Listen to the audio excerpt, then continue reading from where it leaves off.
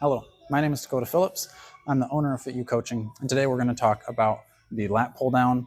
So sometimes when you go to the gym for the first time, it can be a little intimidating. You don't know how the machines work. You don't know what it's supposed to look like. You don't know how to get it set up to fit your body. Today we're going to go over some of those things so that when you walk into the gym, you can walk in with confidence. So this is going to be the lat pull down. That's going to be kind of the sides of your body here, the muscles.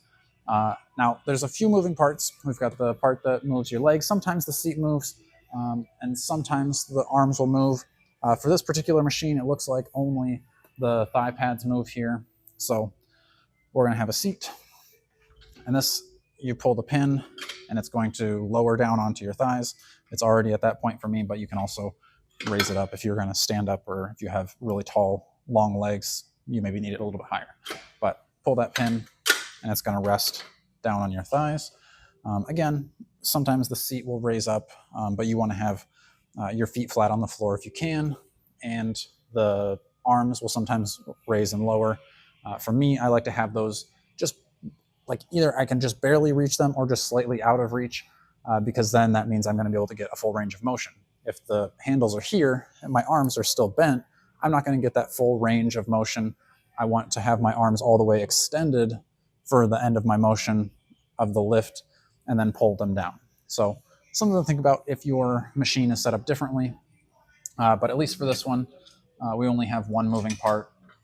Now for the actual motion, I like to stand up and then sit back down into the seat.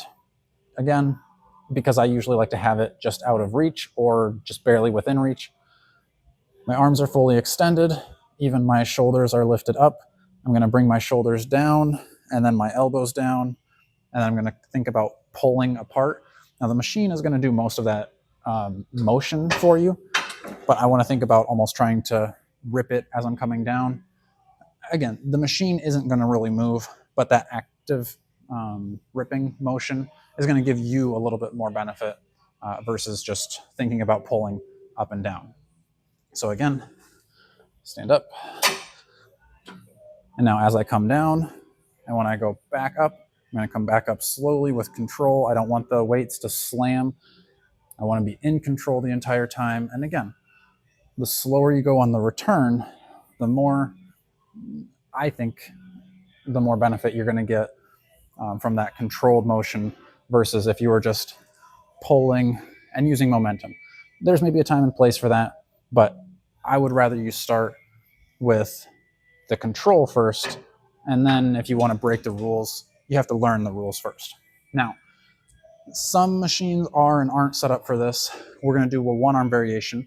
Now, the reason for this is because with machines, it can be easy to fall into imbalances. So that means one muscle is going to be stronger than the other muscle, or one arm is going to be stronger than the other arm.